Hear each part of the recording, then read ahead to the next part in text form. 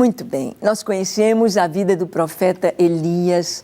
Nós não sabemos exatamente como foi o chamado do profeta Elias, mas sabemos que Deus o separou para uma missão muito grande e especial, uma missão em que ele foi chamado profeta do fogo, um profeta que Deus usou de uma maneira tão grande para trazer Israel de volta ao Senhor, para ser uma voz em todas as 10 tribos do norte, no reino de Israel, capital Samaria, trazer uma palavra de centrar o povo no culto ao seu Deus, de trazer o povo de Israel a sensatez de amar o Senhor, de buscar o Senhor acima de todas as coisas. Elias é esse profeta. Viveu num tempo muito difícil. Ele viveu sendo perseguido. Ele viveu sendo mesmo odiado pelo palácio, pela rainha Jezabel, uma rainha fenícia que adorava Baal, mas Elias cumpriu o chamado do Senhor. Houve um tempo quando Elias aguardava um avivamento em Israel e Deus operou sinais maravilhosos, Deus fez coisas tão tremendas, mandando fogo do céu. O povo gritou, só o Senhor é Deus, só o Senhor é Deus. Mas, infelizmente, o povo estava ainda com seu coração em duvidoso. Deus, Baal, Deus, a nação de Israel, os seus governantes. E Elias, então, sentiu-se acuado, foi para o deserto, em depressão. Deus falou com ele lá no deserto e disse, Elias, o que você faz aqui? Volta, eu tenho uma tarefa muito grande para você. Você deve ir e ungir o rei da Síria, ungir o rei de Israel e ungir Eliseu no seu lugar como profeta. Elias então parte, ele vai cumprir o propósito de Deus. Vamos ver o que está escrito aqui em 1 Reis, capítulo 18, dos versos 19 ao 21. Diz assim, partiu, pois, Elias dali e achou a Eliseu, filho de Safate, que andava lavrando com 12 juntas de bois adiante dele. Ele estava com a 12ª. Elias passou por ele e lançou seu manto sobre ele. Então deixou este os bois, correu após Elias e disse, deixa-me beijar a meu pai e a minha mãe, e então te seguirei. Elias respondeu-lhe, vai e volta, pois já sabes o que fiz contigo. Voltou Eliseu de seguir a Elias, tomou a junta de bois e os imolou, e com os aparelhos dos bois cozeu as carnes e as deu ao povo, e comeram. Então se dispôs e seguiu a Elias e o servia. Nós vemos aqui que coisa tão tremenda que está acontecendo com o profeta Elias. Elias, ele vai obedecer à voz do Senhor e ele então vai até onde mora, passando no seu caminho, vindo do deserto, ele vai até onde mora Eliseu. Um jovem que do campo, sua família toda do campo, e Eliseu está ali lavrando a terra. São 12 juntas de bois arando a terra. 12 juntas de bois que vão com o arado. Era muita terra, eram 12 juntas, significa que Eliseu não vinha de uma família pobre, mas Eliseu vinha de uma família abastada. Uma família que tinha terra, tinha campo, um campo grande, e estavam ali 12 juntas de bois. Eliseu estava com a 12ª junta. Ele estava por trás, ele era, vamos dizer assim, o herdeiro da casa, o herdeiro da família. Mas o coração dele ardia por Deus. Eliseu ardia o seu coração pelo Senhor. Elias, então, ao passar por ele, passa por Eliseu e joga o seu manto sobre ele. esta atitude de lançar o manto tem um significado muito especial nas Escrituras. O manto, que era a cobertura mais externa, era a capa de frio, era aquele manto que cobria para atravessar o deserto, para não ser queimado com o sol do deserto, era o que protegia da chuva, mas o manto tinha um significado espiritual muito forte. O manto significa reino, o manto significa autoridade, autoridade para reinar. Nós vimos que quando Jesus entrou ali montado num jumentinho, entrou pelos muros de Jerusalém e entrou naquela chamada entrada triunfal do Senhor, na sua última semana, na antevéspera da morte do Senhor. Quando ele entra montado naquele jumentinho, ele disse aos discípulos: olha, vocês vão em tal lugar assim, assim, vocês vão achar um jumentinho preso junto com a mãe, a jumenta, e vocês vão desprender o jumentinho e trazê-lo a mim. Um jumentinho onde nunca ninguém tinha montado antes. E os discípulos vão e encontram do jeitinho que Jesus havia falado. Pegam o jumentinho, Jesus monta nele, e é tão interessante, o jumentinho, ele é baixinho, é pequenininho, e quando a gente monta, um adulto monta no jumentinho, os pés quase vão arrastando no chão. Se a pessoa é muito alta, vai arrastar certamente. E os reis de Israel, o rei Davi, por exemplo, tinha sua mula. Não eram cavalos. Os cavalos árabes, os cavalos do Egito, faziam parte ali do império do rei Salomão. Salomão tinha muita riqueza, tinha muitos carros, tinha muitos jinetes, muitos cavaleiros, tinha carros de ferro, tinha suas carruagens, tinha o seu trono móvel. Ele usava os cavalos árabes, puro sangue, os cavalos do Egito. Os cavalos que custavam tão caro e eram tão bonitos. Mas Israel, a terra de Israel, não tinha cavalos selvagens, não tinha cavalos, e eles tinham os jumentinhos. Eles tinham animal de carga para o trabalho da roça, para o trabalho da plantação. E Jesus entra montado naquele jumentinho e a multidão em festa começa a cortar ramos de árvores frondosas, ramos de palmeiras, e começam a agitar aqueles ramos dizendo: Hosana, Hosana, bendito o Rei que vem em nome do Senhor. Hosana, o Hoshana, significa salva-nos, Senhor. É uma oração. Salva-nos, Senhor. Bendito é o Rei que vem em nome do Senhor. Eles estavam proclamando Jesus como seu Rei, proclamando Jesus como autoridade sobre o país, dizendo Hosana. Mas isto era selado através de algo muito importante, é que os discípulos e as pessoas também na multidão colocavam suas capas no chão para que Jesus passasse por cima delas. Era como se dissessem: o Senhor reina sobre a minha vida, o Senhor reina sobre a nossa nação, o Senhor é Rei. Colocar a capa no chão para que o Senhor passasse por ela. A capa, então, simboliza autoridade, simboliza reino. Nós vamos ver aqui na história do próprio Eliseu, na história do próprio Elias, quando Jeú vai ser ungido profeta, aliás, vai ser ungido rei, nós vamos ver que um profeta vai derramar o óleo sobre ele. E quando ele é ungido como rei de Israel, os seus capitães perguntam: o que esse profeta, o que esse doido queria com você? Ele disse: vocês sabem quem ele é, homem sério, homem de Deus, ele me ungiu rei de Israel. Então todos os capitães tiraram as suas capas, colocaram no chão, colocaram as suas capas e disseram: viva o rei, viva Jeú, viva o rei de Israel.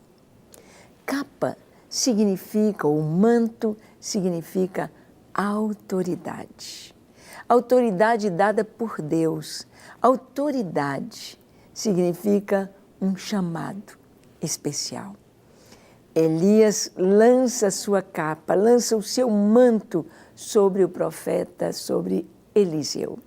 Eliseu talvez já tivesse alguma experiência com Deus, mas agora nesse chamado ele tem algo muito precioso, algo muito grandioso para ser revelado através da sua vida.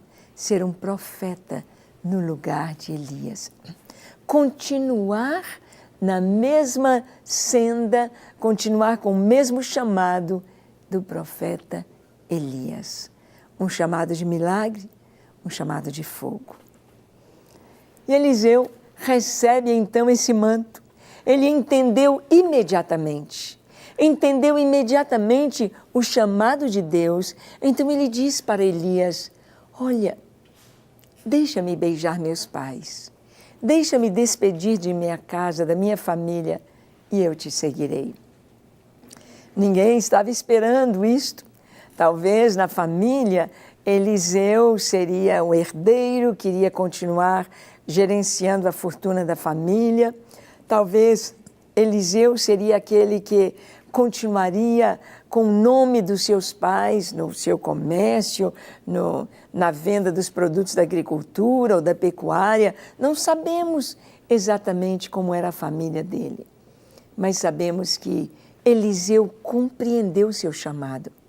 Ele compreendeu que para seguir Elias, ele precisava de deixar tudo resolvido para trás. Ele precisava de deixar bem claro na sua casa, na sua família, que agora ele tinha um chamado e que ele estava atendendo ao seu chamado e que ele iria em busca daquilo que Deus tinha reservado para a sua vida. Então, Eliseu diz: deixa-me beijar meus pais, deixa-me despedir de meus pais, deixa-me ir em casa. E Elias lhe permite. E a história nos conta, no texto que nós lemos, nós vimos que Eliseu então vai em casa e dá uma festa para todos os seus amigos, uma festa para todos os seus parentes, uma festa para todos os seus familiares, uma festa de despedida. Ele agora vai para onde Deus o quiser levar. Ele agora vai levar a palavra de Deus por Israel afora, pelo mundo afora, aonde Deus o chamar. E Eliseu, então, pega os seus bois, a sua junta de bois. Ele pega aqueles bois tão caros, tão preciosos, aqueles bois acostumados com o serviço de arar a terra. Aqueles bois que valiam tanto dinheiro, porque já eram treinados. Ele pega aqueles bois que pertenciam a ele, que talvez, possivelmente, levavam a marca de ferro na sua anca, levavam a marca de ferro no seu couro, a marca de Eliseu. Era dele. Ele pega aqueles bois, os seus principais, e ele então pega o carro de boi que era dele, aquilo que lhe pertencia, aquilo que seria em herança para ele, e ele fende a madeira do carro. E ele faz um churrasco com aqueles bois, oferece a Deus e dá aquela comida, e dá aquele almoço, aquele churrasco para a família, para os amigos. Ele resolveu. Ele não tinha mais nada para fazê-lo lembrar do que ele tinha para trás. Ele não tinha mais nada para puxá-lo de volta para casa, para a família, para o campo, porque ele agora não tinha mais a junta de bois. Ele agora não tinha mais o carro de bois. Ele queimou tudo, acabou com tudo, despediu de casa, despediu da sua família e foi seguir o profeta Elias. Deus tem um chamado para nós, para mim e para você. Mas quando Deus nos chama, Ele espera que nós o sigamos. Ele espera que não haja nada no nosso coração que nos puxe de volta para trás, que traga os nossos olhos de volta para o mundo. Eu não entendo muito as pessoas que se desviam do Evangelho, pessoas que estão por aí dizendo: eu sou um crente desviado, eu sou um crente que esfriou, que abandonou o caminho, que deixou Jesus. Talvez nunca tenha experimentado realmente a nova vida com Cristo. Talvez experimentou algo, uma parte, um pouco, mas não experimentou o que seja receber sobre si esse toque deste manto, desta capa, desta autoridade, desse chamado dizendo: eu te escolhi, eu te separei, eu quero você para mim. Talvez os nossos chamados sejam diferentes. Tem gente que foi chamado para pregar, outros para não só pregar numa igreja, mas para evangelizar de casa em casa, nas ruas, com folhetos. Outros são chamados para adorar o Senhor, cantam no coral, no conjunto e ministram através das suas vozes de uma maneira tão linda. Outros têm um chamado para trabalhar com as crianças, outros para trabalhar com adolescentes, com jovens, com a terceira idade. Seja o que for, nós temos um chamado. E o nosso chamado é específico. O nosso chamado foi dado por Deus. E quando nós olhamos para trás na nossa vida, nós vamos ver que nós fomos preparados cada dia para aquele chamado.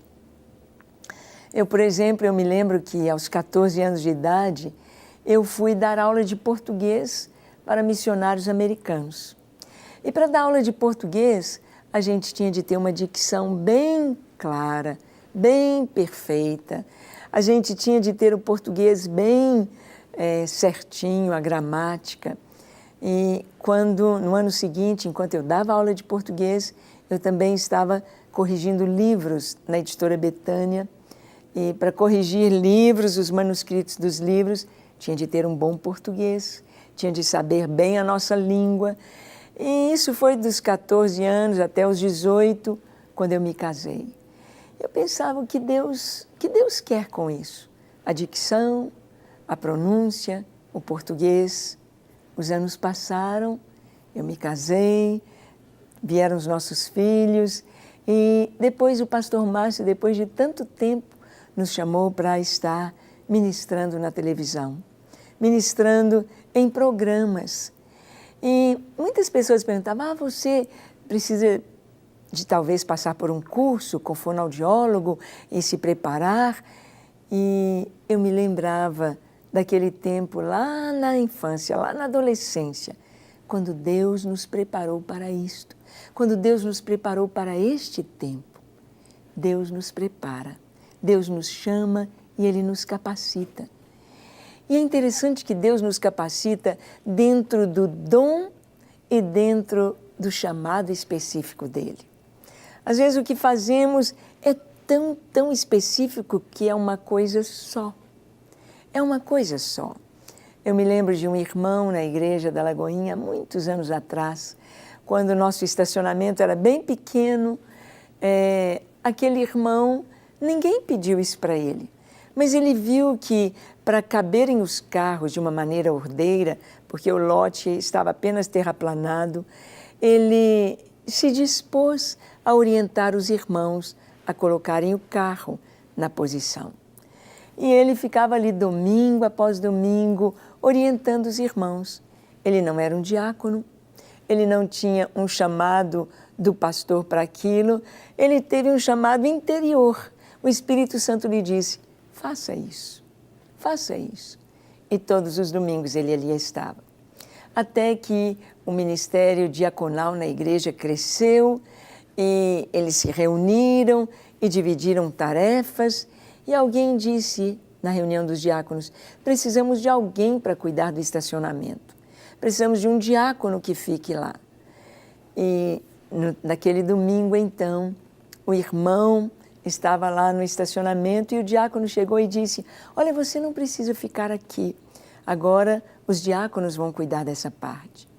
E o irmão ficou meio tristinho, mas disse, olha, se vocês precisarem, eu estou às ordens.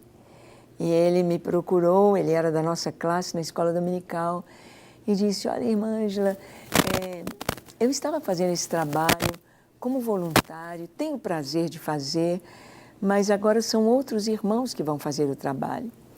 Então, o que eu faço? Eu disse, irmão, fique lá juntinho, fique lá pertinho, e se Deus te chamou, Deus vai confirmar você nesse trabalho. Você não deve... Fique quietinho, sem interferir, sendo apenas um suporte para o irmão diácono.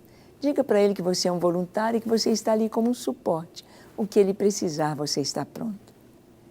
E o que aconteceu? Exatamente, que o diácono, ele não entendia muito bem daquilo que ele precisava fazer. Ele não sabia muito bem o tamanho das vagas e como dispor aquilo ali num lote de terraplanado, de chão, sem as marcas dos carros. E aquele irmão disse, se você quiser, eu posso te ajudar. E ele continuou ajudando, e daí a pouquinho o corpo diaconal o convidou para ser um diácono, para estar ajudando naquela tarefa tão específica, tão específica. Às vezes Deus te chamou e às vezes acontece alguma prova, alguém que vem e fala, não, você não vai fazer isso, não, isso não é para você, para ver se você tem o coração nas pessoas, vai ficar magoado, chateado, ou se você vai entender que você tem um chamado. E quando a gente tem um chamado, tem a humildade de deixar Deus nos colocar no tempo certo, da maneira correta, como Ele nos chamou para cumprir sua vontade. O nosso chamado no corpo de Cristo é específico. Elias chama Eliseu. Eliseu, ao receber o manto, ele então resolve tudo. Ele tirou tudo aquilo que podia impedi-lo de seguir o seu chamado. E você, tem um chamado também? Está pronto para fazer o que Deus tem chamado você para fazer? Por mais específico que seja, por mais específico é atender um telefone, é limpar uma sala, é arrumar os bancos, é cuidar do som, o que Deus te chamou para fazer, faça, pois Ele conta com você. Vamos orar? Eu convido você a orar comigo. Feche seus olhos, curve a sua fronte. Se for possível, se ajoelhe. Ore comigo dizendo assim, Senhor, eis-me aqui em Tua presença. Eu te peço perdão para os meus pecados. Senhor, perdoa-me, lava-me, purifica-me, limpa-me de todo pecado. Dá-me um coração puro na Tua presença, um coração limpo para poder contemplar a Tua face e fazer a Tua vontade. Eu me entrego a Ti para ser, ó Deus, o que Tu queres que eu seja, para fazer o que Tu queres que eu faça. Eu só te peço que o Senhor me capacite com o Teu Espírito Santo. Pai, nós oramos pela vida de cada pessoa que nos assiste, cada lar. Alcança cada coração. Ministra a Tua paz em cada casa, a Tua presença em cada vida. E abençoe, ó Deus, para que cada um possa andar na Tua presença, cumprindo o Teu querer, fazendo aquilo para o qual foi chamado, fazendo a Tua vontade. Abençoe as pessoas que estão enfermas, dando cura, Senhor.